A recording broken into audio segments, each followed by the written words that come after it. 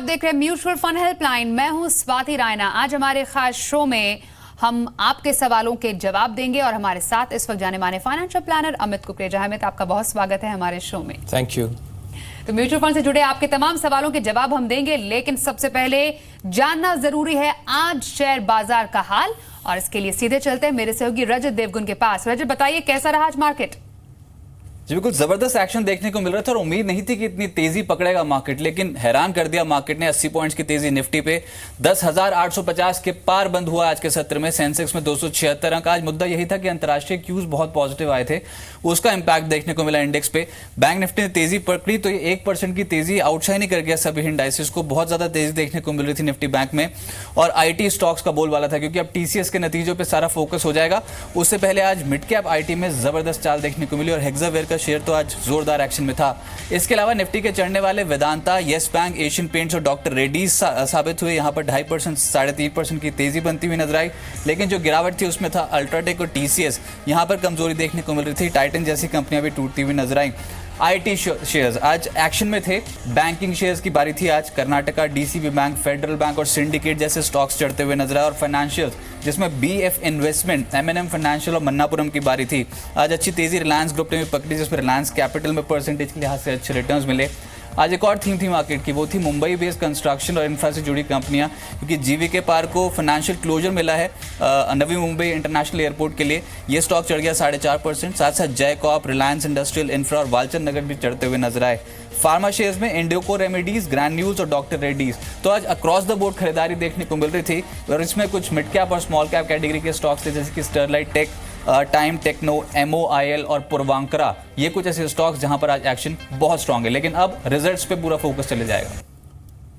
बहुत शुक्रिया रजत, मार्केट पर अपडेट देने के लिए आपका। चलिए अब हम शुरू करते हैं अमित के साथ आज दर्शकों के सवाल जवाब का सिलसिला। और ऐसा ही पहला सवाल इस वक्त जो हमारे पास आया है, इनफैक्ट सवाल कैसे भेज सकते हैं उसका तरीका भी हम आपको टेलीविजन सेट पर दिखा रहे हैं। आप एसएमएस कर सकते हैं 575 पर 57575 पर फंड लिखकर FUND।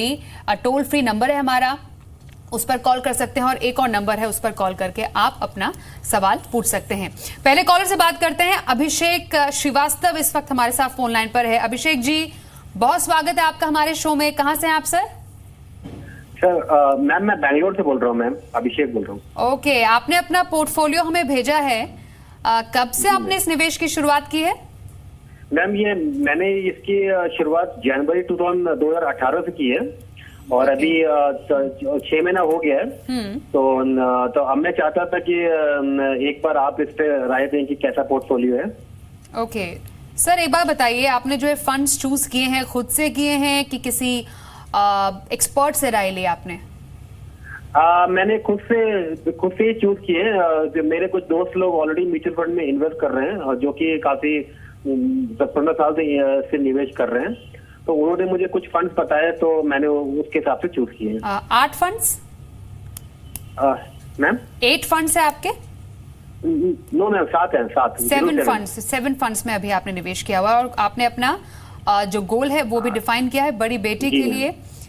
Okay fine. बेसिकली जब मैंने ये चूज किया था तो उस समय तो मतलब small cap, large cap, mid cap, सारे कैप में से एक 2 फंड चूज किए थे। हाँ। लेकिन अभी रिसेंटली म्यूचुअल फंड रिकैटेगराइजेशन के बाद थोड़े बहुत फंड का बदलाव हो गया। तो मैं चाहता था कि एक बार आप इस पे थोड़ा राय दें।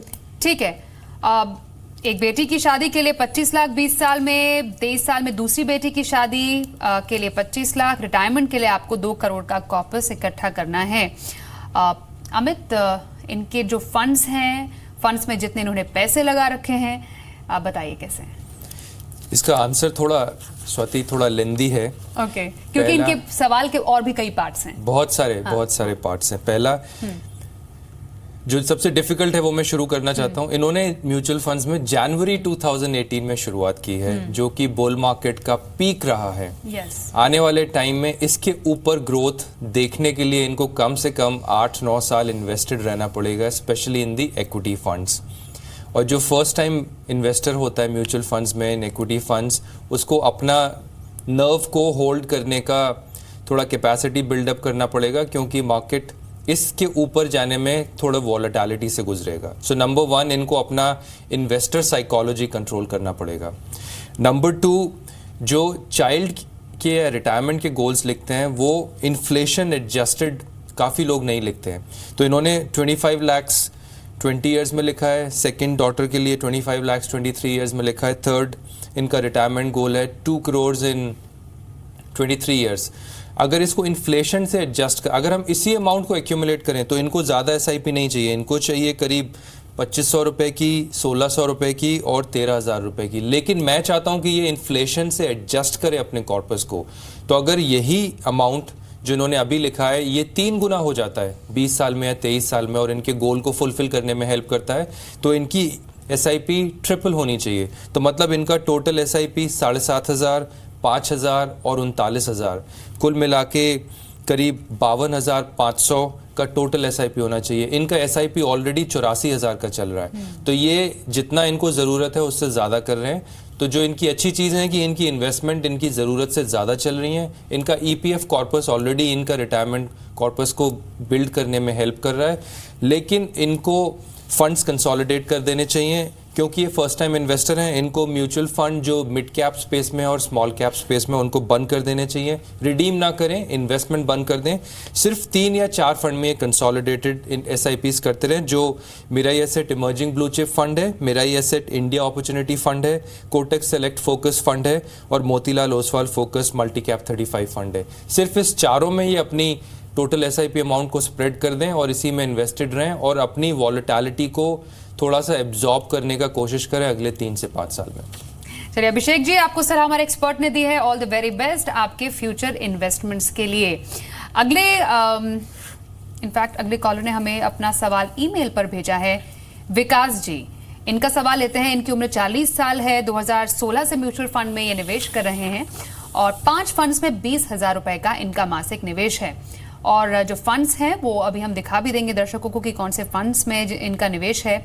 उसके अलावा 15 साल में 2.5 करोड़ रुपए का लक्ष्य है इनका, अमित, जिसमें इनके बच्चे की शादी और इनका रिटायरमेंट दोनों लक्ष्य शामिल है। जी, तो सिर्फ गोल के लेवल पे देखा जाए तो इनको 2.5 करोड़ 15 साल में एक्यूमुलेट करने के लिए 48,000 रुपये का मंथली इन्वेस्टमेंट्स करना है और ये अभी सिर्फ 20,000 का कर पा रहे हैं। बाकी जो इनका 28,000 का शॉर्टफॉल है उसके लिए या तो इनको गोल को डीप्रायोरिटाइज करना पड़ेगा या अपने टारगेट कॉर्पस को छोटा करना पड़ेगा। प्लस ये भी मेरे ख्याल से म्यूचुअल फंड इन्वेस्टर अभी 2 साल से ही बने हैं, तो इनको भी स्मॉल कैप स्पेस में इन्वेस्टमेंट्स बंद कर देनी चाहिए, मल्टी कैप और लार्ज कैप में रहना चाहिए। तो रिलायंस स्मॉल कैप को ये बंद कर सकते हैं। जो इनके बाकी 3 फंड्स हैं वो अच्छे हैं और जो रिलायंस टैक्स सेवर्स है उसके बजाय अगर ये एक्सिस लॉन्ग टर्म इक्विटी या ABSL 96 टैक्स सेवर में चले जाएँ, टैक्स रिलीफ 96 फंड में चले जाएँ, तो वो उनको बेहतर आउटपुट देगा और बेहतर रिटर्न्स देगा। ओके, तो ये तो विकास जी के लिए सलाह रही। एक और कॉलर से बात करते हैं। राजेश गुप्ता जी इस वक्त हमें कॉल कर रहे हैं। राजेश जी से ही बात करते हैं, उनका सवाल जानते हैं। राजेश जी, बहुत स्वागत है आपका हमारे शो में। कैसे हैं आप? बढ़िया मैम। कहाँ से हैं आप सर? दिल्ली से ही हैं, जनकपुरी से। ठीक है सर, आपने अपना सवाल भी भेजा था हमें, जरा थोड़ा सा और डिटेल में बताइए, कब से आप निवेश कर रहे हैं और क्या गोल है आपका? म्यूचुअल फंड्स में लास्ट 1.5 ईयर से इन्वेस्ट कर रहे हैं और अभी SBI ब्लू चिप फंड में इन्वेस्टमेंट है 10,000 पर मंथ और L&T equity fund and L&T tax advantage में 3,000 ईच इन्वेस्टमेंट है एंड कोटक सेलेक्ट फोकस में है 5,000 एंड SBI मैग्नम में है 5,000। तो गोल्स से हैं, actually I am having 2 daughters age 2 years and 5 years, so I would be requiring around 1 crore after 20 years and 1 crore after 25 years for their marriages each, and would be requiring 2 crores for my retirement after 20 years. Okay. So is there any change required for fund or I need to discontinue some funds and change it to some other? ठीक है, 7 funds in total.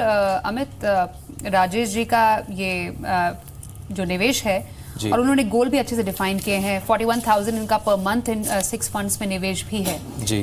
Funds सही है इनके गोल के हिसाब से? गोल के हिसाब से फंड सही हैं, लेकिन लिस्ट थोड़ी लंबी है, तो मैं इनको यही बोलूंगा कि 4 funds L&T tax advantage, SBI blue chip, Kotak select focus, SBI magnum multi cap, ये 4 फंड्स में ही अपने इन्वेस्टमेंट्स कीजिए। बाकी जो आपकी SIP चल रही है उनको स्टॉप कर दीजिए, उनको रिडीम मत कीजिए, उनको होल्ड कीजिए, लेकिन 4 SIPs टोटल SIP को इन चारों में स्प्रेड कर दीजिए और आपके गोल्स अचीव हो जाएंगे। मैं 13% पर एनम के ग्रोथ से टारगेट कर रहा हूँ। आपने 2 शादियों के 2 डॉटर्स की मैरिजेस और एक आपका रिटायरमेंट कॉर्पस, जो ईमेल में आपने मेरे को अमाउंट बताया है 1 करोड़ 1 करोड़ 1 करोड़ ईच, उस हिसाब से आपका SIP अमाउंट सिर्फ 35,000 की ज़रूरत है। आप ऑलरेडी 41,000 कर रहे हैं, लेकिन आपने कॉल पे रिटायरमेंट कॉर्पस 2 करोड़ बोला है, तो आपका 41,000 शायद आपको थोड़ा कम पड़ेगा। लेकिन अगर आप 40,000 से 45,000 के बीच में इन 4 फंड्स में कंटिन्यूस इन्वेस्टमेंट्स करते रहेंगे तो you should be able to reach your गोल।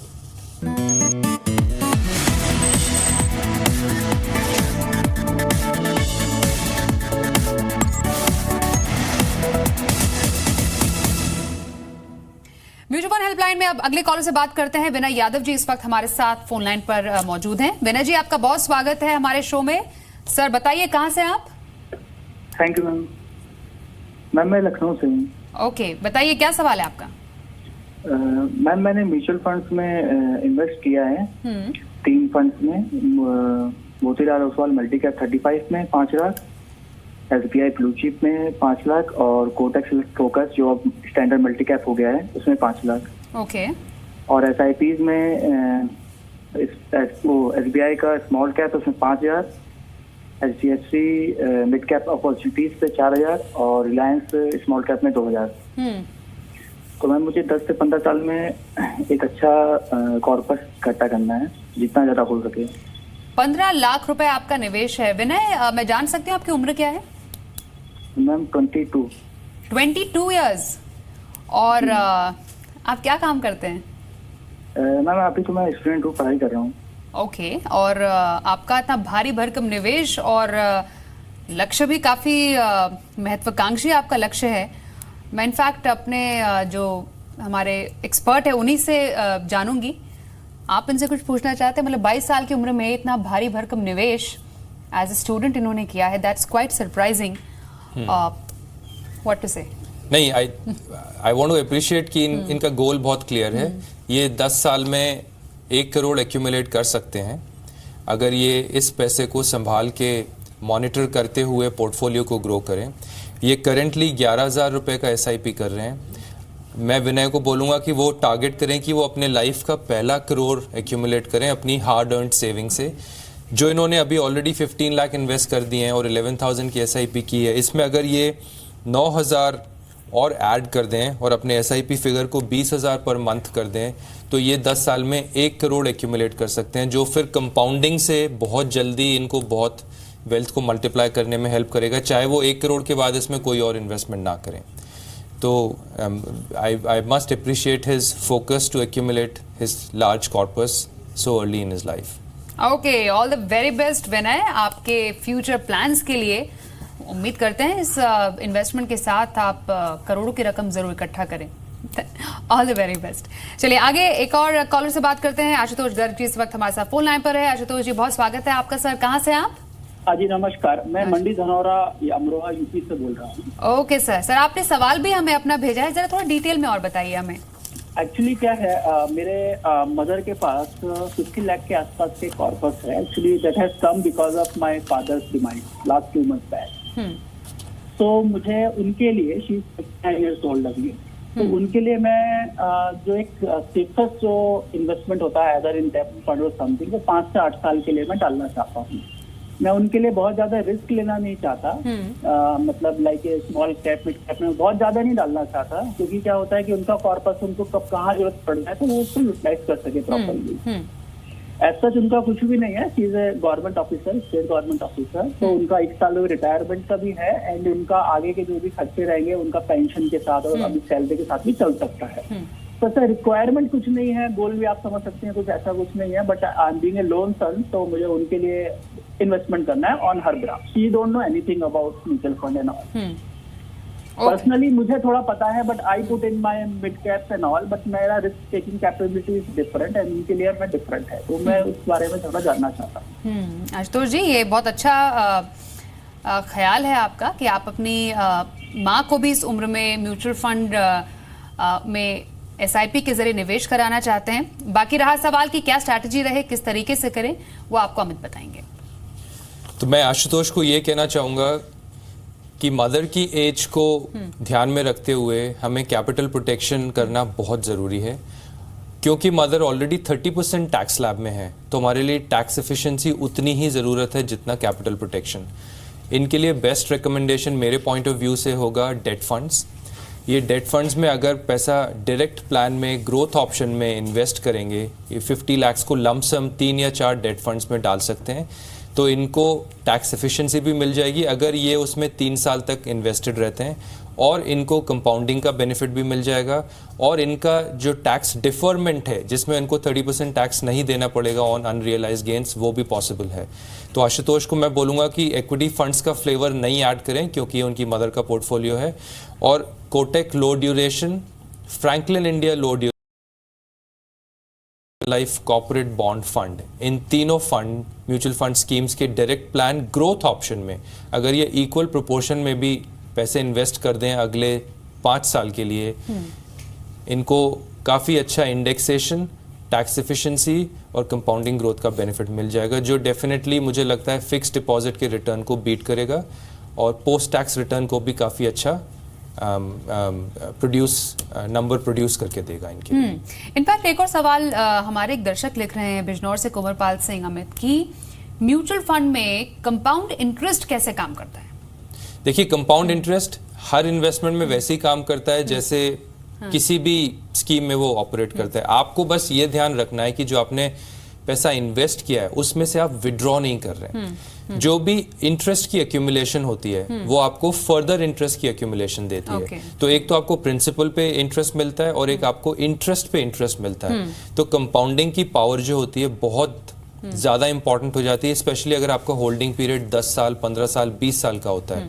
तो म्यूचुअल फंड्स में कभी भी डिविडेंड पे आउट ऑप्शन नहीं कीजिए अनलेस आपको उस पैसे की जरूरत है। म्यूचुअल फंड में हमेशा बाय डिफॉल्ट ग्रोथ इन्वेस्टमेंट रखिए, वो कंपाउंडिंग का बेनिफिट क्रिएट करता है 10 साल के बाद। और अगर आपको पैसे की जरूरत है तो आप सिस्टमैटिक विड्रॉल प्लान कीजिए, पर डिविडेंड पे आउट मत कीजिए। ओके, तो इस गोल्डन टिप के साथ ही एक और कॉलर से बात करते हैं। दीपक कुमार जी इस वक्त हमारे साथ हैं। दीपक जी, बहुत स्वागत है सर आपका हमारे शो में। कहाँ से आप सर? नमस्कार, मैं दिल्ली से बोल रहा हूँ मैम। जी सर, बताइए, आपने अपना सवाल भी हमें भेजा है, थोड़ा सा और डिटेल्स दीजिए जरा इसके बारे में।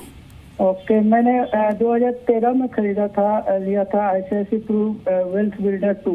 1,01,000 का प्रीमियम है, ये 7 साल का है।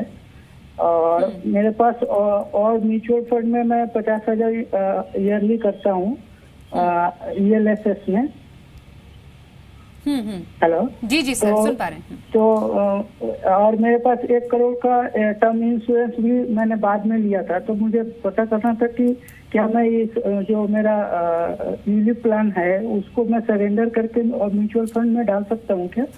ओके, मतलब पॉलिसी में बने रहें या फिर सरेंडर करके म्यूचुअल फंड में पैसे लगाएं। अमित, क्या ये एक सही डिसीजन रह सकता है इनका? ये बहुत कॉमन क्वेश्चन है आज के टाइम में, स्पेशली जब लोगों को इन्वेस्टमेंट्स के रिटर्न्स 10%, 11%, 12% दिख रहे हैं। तो इस टाइप के जो भी इन्वेस्टमेंट कम इंश्योरेंस प्रोडक्ट्स हैं उसके रिटर्न्स इन्वेस्टर्स को अपील नहीं कर रहे। तो हमको एक बहुत बेसिक कैलकुलेशन करनी होती है। अगर हमारे पास ऑलरेडी टर्म प्लान है और हमारा लाइफ इंश्योरेंस है थ्रू टर्म प्लान, तो हमें कॉम्बिनेशन प्रोडक्ट में रहने की ज़रूरत नहीं है, नंबर 1। नंबर 2, आज अगर हम सरेंडर वैल्यू निकालें, दीपक जी का सरेंडर वैल्यू के बाद अगर मैं देखूं तो रिटर्न 4.77% आ रहा है, जिसने ना तो इन्फ्लेशन बीट किया और ना ही फिक्स डिपॉजिट के रिटर्न को बीट किया।